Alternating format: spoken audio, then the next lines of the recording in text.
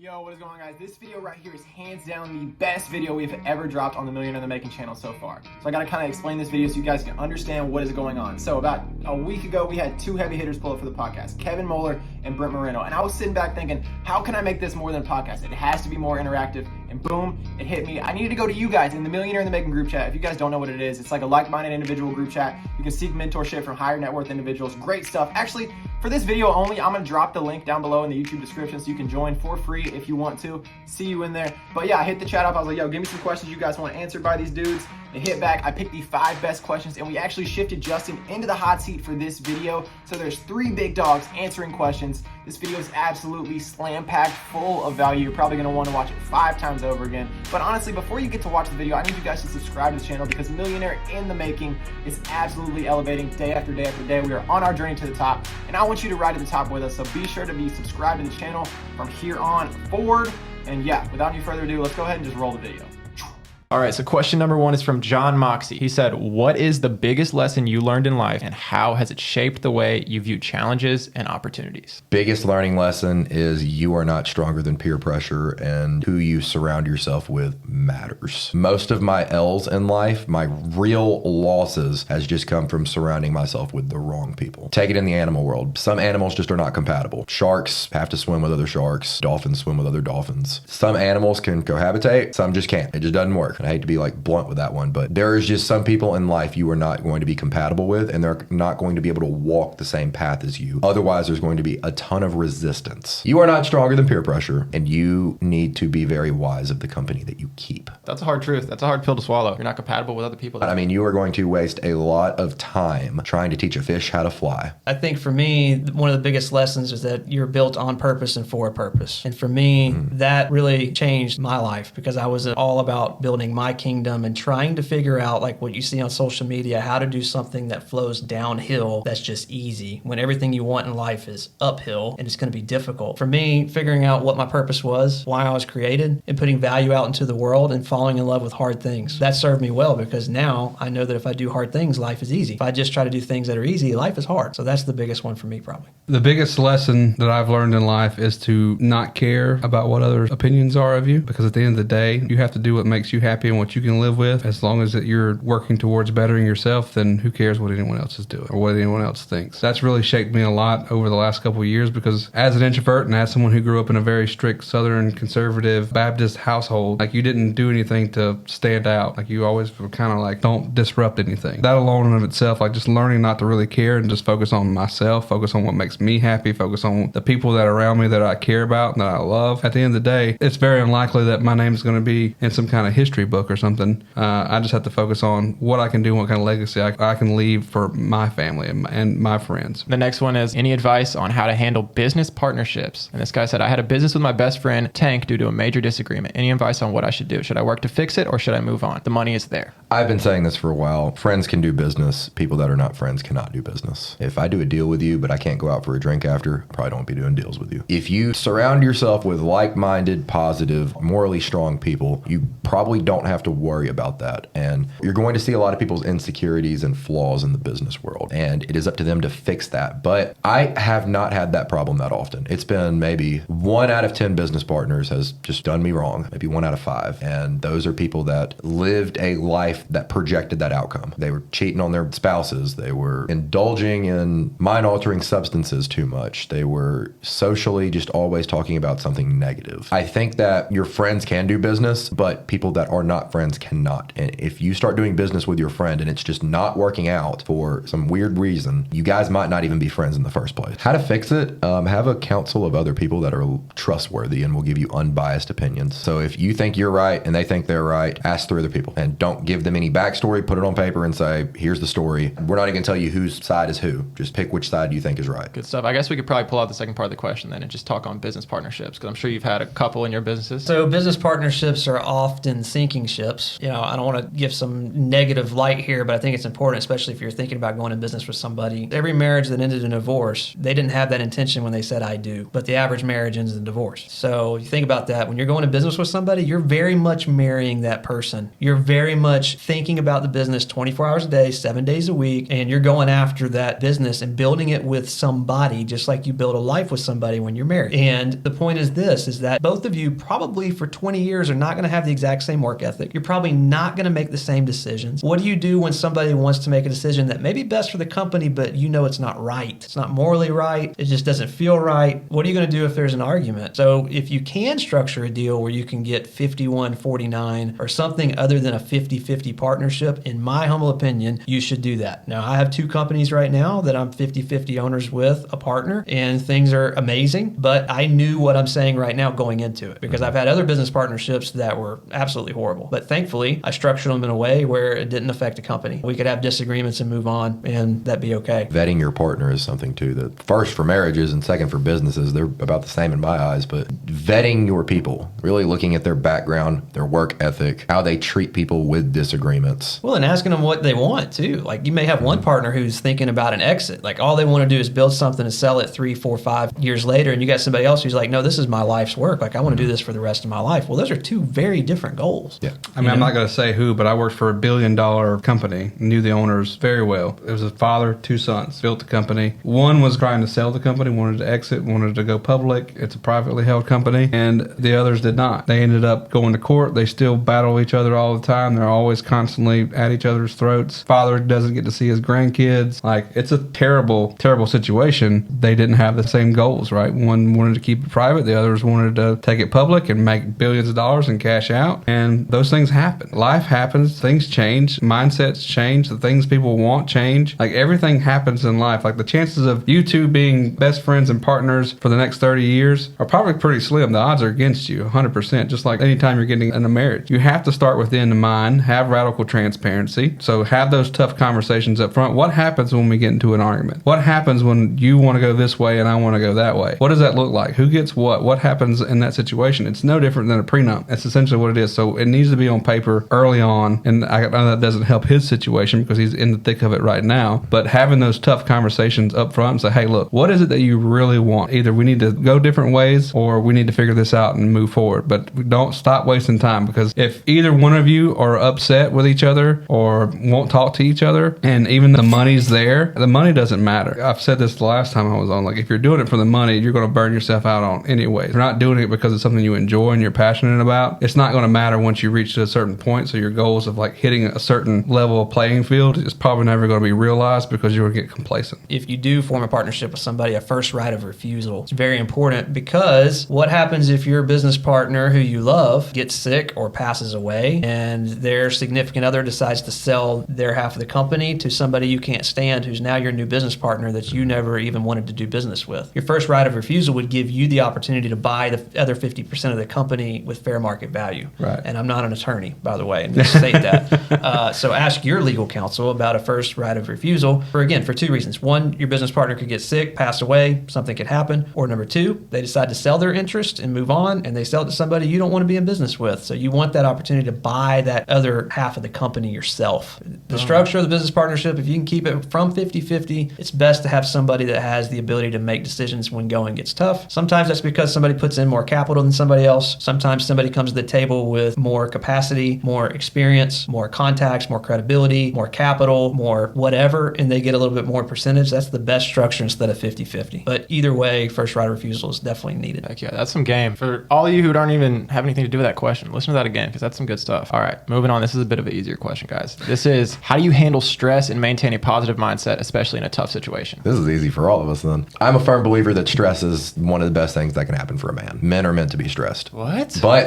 But there's a difference between stress and resistance, and I didn't learn that until this year. You can be stressed to the gills, and that's fine. Having resistance in your life, though, will literally kill you. Stress will get you to the next level. Resistance will push you back. So shift your mindset. If I can acclimate to be able to handle more stress, if I'm too stressed, I'm either not moving efficiently enough, I'm overloading myself, something's just not going right. But I always need to be uncomfortable. I don't need to be complacent. Stress is wonderful for me. I have an opportunity to be stressed. Now, if there's a little bit of resistance, that's where I start getting nervous. I start getting scared. I'm like, why is something or someone pushing me back? Dude, that's one thing I've learned from you. As we've been building this, we get out of a hole and you're like, hey, let's go jump in this one. I'm like, yo, why? We just got out. Like, why? Let's jump into a bigger hole. But that's one thing I've learned, and it's really started like clicking in my brain. Like, hey, you need to be pressing on me at all times to just keep, I don't know. You see how much progress we're making every week, though. We're doubling up almost every week. Last month, we dropped like 175 videos. We're going to do 300 plus this month. Last month, we had like 2 employees. Now we have 8, pretty much. Just dig one hole, jump out of it, go right into the next one. Now it's a bigger hole, and you'll just keep jumping. That's it. All right. No, I think there are positive stressors and there are negative stressors. If you're in a toxic relationship, if you're in a toxic environment, those are negative stressors. If you have something that's pushing you, that makes you get up out of bed in the morning and move forward, that's a positive stressor. Now, how do you deal with that? That's a great question, because you can deal and grind it out, which is so sexy these days. People on the grind, and they're so busy, and they think that they get like a trophy for that. Yeah, that's a great key to burnout. Burnout is for one of 2 different reasons. One, it's because you never, ever take a break. That will cause burnout. Second one is because you are not inspired to do something that gets you jacked up to go do the hard things that you need to do to grow. So if you're not motivated and challenged and stressed in a good way, you will experience burnout. And if you never ever slow down, then you're going to experience burnout. Those are 2 things that you need to realize over the course of a decade of running strong, of doing something, of building company or companies or investing in those sorts of things, that you need some buffer room. You need a freaking break. Like, you need to be able to put some buffer into your schedule where you're not just hustling 24 hours a day. If you don't, then you're going to deal with the stress in a negative way. You're going to go to some type of substance abuse, pornography, sex, alcohol. Like, you're going to go do things that don't serve your greater purpose, because you're going to deal with the stress. It's up to you to either say, hey, I'm going to deal this with a healthy way on my terms, or I'm just going to grind it out until I put myself in a position I didn't even want to be in. That's a choice that you get to make. Man, shout out Kevin. People don't like to talk about that kind of stuff. That's awesome. You never hear people talk about the bad parts of the stress. All you hear these days is hard work, work till you go fall asleep. It's not realistic, because you're going to deal with the stress. I'm telling you. You either get to deal with it on your terms, or you're going to deal with it in ways where you put yourself in a position where you're like, I didn't even intend for this. I got a DUI. What the heck, man? What was going on? You're going to get in a situation where you're going to have issues that pop up if you don't deal with it on your own terms. That's why I like 6-month runs. And I got that idea from Eamon. And he will work like a mule for 6 months. And then he'll take 3 months and just go into monk mode or recovery mode. And then he'll take 3 months and then just go straight degenerate. See, yeah, that makes sense though, because you can see the end goal. You can see the end of the tunnel. So it makes sense every single day. Like, all right, I'm one step closer. I don't have to go pick up this substance like you were saying, or do something here. I can just see the end of the tunnel. But all right, Brent, what you got? I take it as a time to reflect and examine it. Like, why am I feeling stressed? What is the root cause of this stress? And either I can eliminate it, delegate it, or altogether just remove it from my life or fix it. A lot of times I'll be laying in bed and be thinking about a project that I've got that's running behind or late. I'm stressed out about the money that I'm having to spend every single month on it. If I'm ever going to get this thing sold, whatever. Like, those are stressors that let me know that those are the things that need to be tackled. What's causing me the most amount of stress? Let me put that on my list at the top so I can go ahead and knock that out. If it's something where I'm stressed about a relationship or something like that, then I have to really dig deep and ask myself a question like, why am I stressed about this? Is this my fault? Is this somebody else's fault? Did I do anything wrong? Could I have corrected it? What could I have done better? And I just move on, because at the end of the day, no matter what you do in life, you're going to fail. You're going to screw up. You're going to make mistakes, and some are bigger than others, and they're going to suck. But there's a lot of billionaires that have went bankrupt. If you let stress stop you, then it's a bad thing. But if I can examine it and figure out where it's coming from and why it's happening, and then tell myself like, okay, this is what I have to do to overcome it. This is what I have to do to get this stress off of me. One of my mentors has told me, if money can solve the problem, it's not a real problem. And so that's your only problem. You don't have any real problem. Well, all right, guys. It looks like we actually have an add-on question that just got put in here by Gage Bonner, and it is, do you guys deal with stress on your own? That's an interesting question, because a lot of people that I coach are individuals who feel like they can't tell the rest of the world. They're, CEO, they're an owner, they're an investor, they're an icon, they're whatever. They feel like they have to tell the world that all their stuff is together. They got everything together. Family, how you doing? Great, man. How's business? Oh, it's amazing. I'm not saying that's not true. I mean, I've got great things going on in my family. I got great things going on in business, but I've got challenges because I'm a human and I'm actually in business. I need somebody that I can have a relationship with who can understand where I'm coming from. So it needs to be another business person that I can share my challenges, not in a negative sense, but in a real sense, and be understood and affirmed, because Brent's had gone through his own challenges. I've gone through a lot of challenges. He's gone through things that I haven't gone through that I will go through, that I could seek his advice on and his mentorship on, and vice versa. And when you build those relationships, we're meant to do life in relationship. We're not meant to handle our stressors alone. But a lot of times times in business, a lot of people feel like they have no place to turn. You can't just go out there and just air out your dirty laundry on social media. If you're the CEO of a Fortune 500 company, everybody knows you, like you can't just go air it out to the masses, but you do life with people that you trust, that are in your corner, that care about you, and that can relate to you. I was talking to one of the biggest real estate podcasters in the country, called me up, wanted me to talk about AI. He was like, so where are you at now? So you're not really doing real estate anymore? Like, man, I said, I'll be honest with you. I was like, I got kicked in the teeth like last year. Like all these things happen. Like thankfully I had people that I could lean on and I could talk to or whatever, but like I'm out in the open. Like I don't have anything to hide. Like I got screwed last year. I lost a lot of my nest egg, and that sucked. At the end of the day, those are lessons, right? I call them seminars on what not to do. I talk to my wife a lot about the stress that I face. She talks to me a lot about the stress she faces. She's a business owner and happens to be my wife as well. So that works out pretty well that we're able to talk to each other about what's stressing us out throughout the day. Even her, I mean, she's a 7-figure business owner. She texted me today saying, I don't know why my anxiety is really high. I'm really stressed out. I'm just feeling a lot of pressure. I feel like I'm a failure. I'm like, you feel like you're a failure, right? And I have to boost her up and let her know, like, look, you're a badass. Like, remember this. Like, people want to be you. Everyone does business with you because of how much work and energy and effort and attention that you give them. Like, there's not a single attorney that I've ever dealt with that puts in the effort that you do. And that's why your business is where it's at in 4 years. Do you handle stress alone? So I'm different. Kevin's probably going to bite my head off. I don't think it's any other person's obligation to even hear my stress. If I'm stressed, I got to fix it. There's almost nothing in my life that you could do to fix my stress besides me. Like most of my problems, other people cannot handle. Almost to the point to where I don't even feel the need to voice it because I should just be taking action fixing the problem. Nobody else can really fix that but me. So I don't really see a point vocalizing it unless I'm looking for like a therapy handout session, which... But I'm not meant to do life silo. Right. Like if I have some serious issues that are stressing me out, I need to have somebody in my corner who can relate to me, who I can relate to, that I can have a discussion with. Yes. That's all I mean is a pressure release okay. valve. Instead of me holding up all my tension of a business issue that I'm dealing with, something that's stressing me out, my life, my finances, my business, be able to talk to somebody and just go, psh.